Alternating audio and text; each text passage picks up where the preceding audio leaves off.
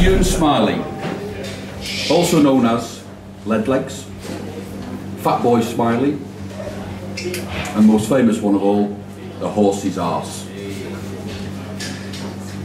I first came to the Emirates in 1981 and Sharjah Wanderers was my home. Shortly afterwards, Euan arrived, and I remember the night very, very, very well. I was standing in the sports bar with Andy Wilkinson and a few of the old boys. And it was really remembering because we were all fully clothed, which was very unusual in the sports bar in those days. Euan was a great player at rugby as well. But he was a fantastic player. In those days, in 1981, there were some old friends who I see here tonight.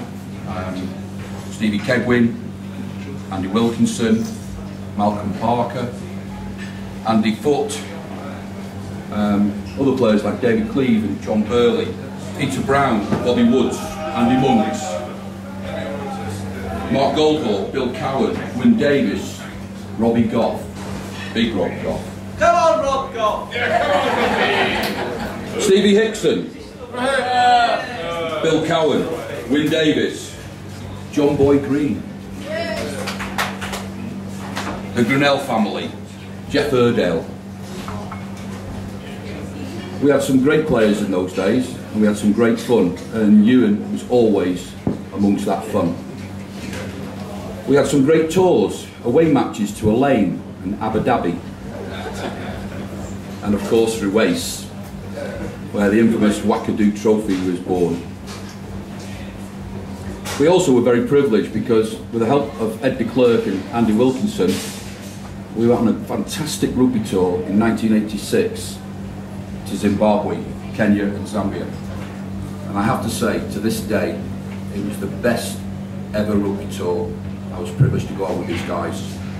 4 of the Wanderers went, myself, David Cleave, Euan Smylie, and another person by the name of Andy Wilkinson. I think I'll leave what happened on tour to the pig, because no doubt he will tell it better than me, because I was too drunk to remember.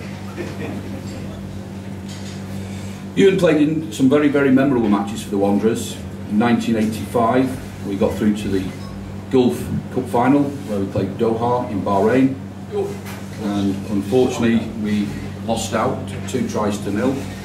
But Euan that day played fantastic. He also played a blinder at the end of the game when the Doha fans decided to raid our kit bags and steal the shirts which we played in on that day. And the shirt, one of them, is on there. Fortunately, a few of the older boys decided to go and try and get these shirts back, and I must admit, it was the fastest I ever saw them run. We got to the airport in time and we recovered the kit.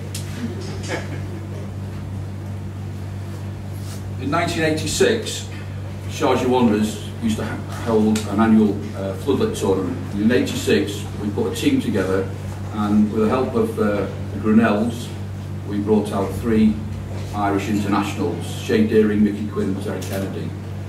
And they helped us, along with Euan Smylie, to win the Sharjah 15s tournament, and it's the only time we've ever won it. And sadly, I see on my return now, it's now a 10s tournament, so, well.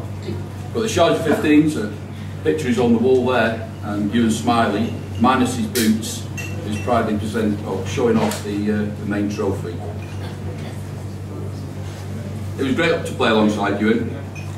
Dubai exiles always wanted to get their hands on him. Not whilst he was playing, of course, because he was a ferocious player, but trying to get him to play for the exiles. But Euan wasn't having any of it. Euan pledged his time with the Wanderers and stayed loyal to Sharjah throughout the time.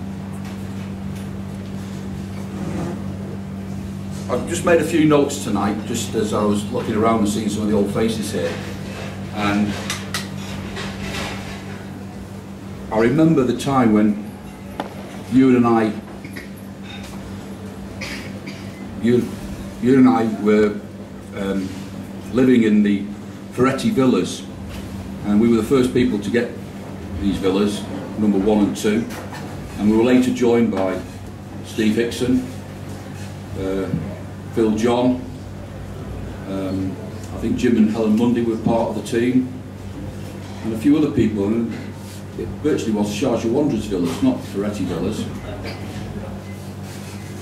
Euan was a great neighbour. We often had lots of parties. Some of those parties were, well, I don't know if there's any photographs to prove it, but we did have a few of those where you tend to dress in the opposite sex's clothes.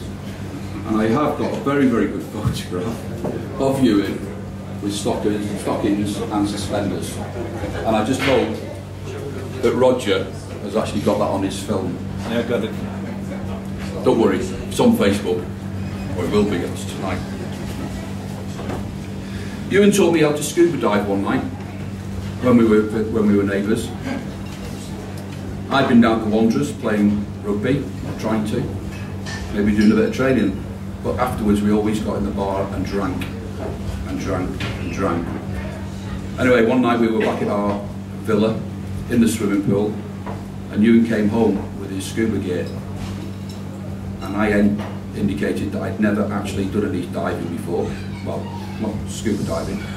But anyone who's been to the Manamard Muff Divers Association will understand what I'm referring to. Anyway, Euan's way of teaching me how to dive whilst intoxicated was to throw his tanks in the pool and say, "Get on with it," which I did.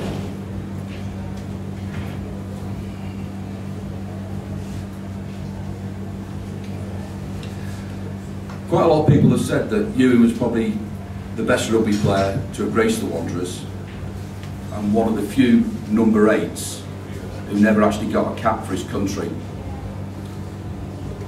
I actually believe that if he decided to play rugby, and not sneak off from the training sessions into the bar to play the Pac-Man games he did with Andy Wilkinson, and when he was feigning injury, I think he probably would have gone on to represent his country.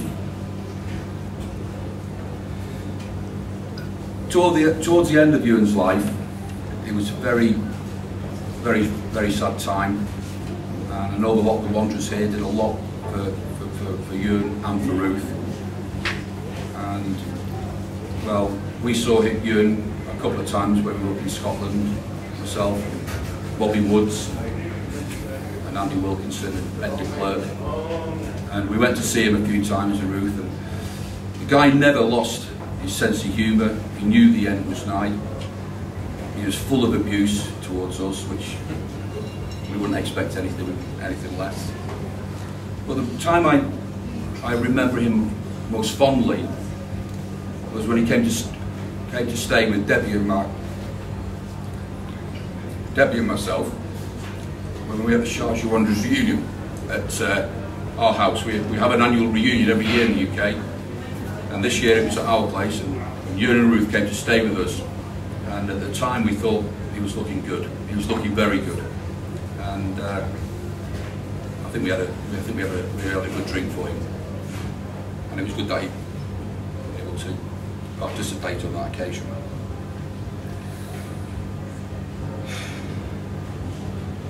I got an email off somebody who was a chairman of the Wanderers in the 80s, and he was my old boss, a guy called Roy Peck, and he emailed me. Obviously he couldn't make the reunion here, but he sent me an email, and I'd just like to read it out to you because I think this just typifies, well, not just what I think about Euan as a rugby player, and has probably been the best uncapped number 8, but also somebody from a committee's member point of view. His email says, "I remember Euan well. I always thought in a professional era he might have worn a Scotland jersey. As it was, rugby on a full-time basis was not an option for many people at that time. Other people from Western Geophysical, my old company, will join me in recalling Euan and offering condolences to his family. Have a good night. Regards, Roy." Euan's probably not seen Roy or hadn't seen Roy for many, many years, because Roy retired, left this country and went to live in the Isle of Man. But Roy still had very, very fond memories of what was probably the greatest ever player to play for Sharjah Wanderers, Euan Smylie.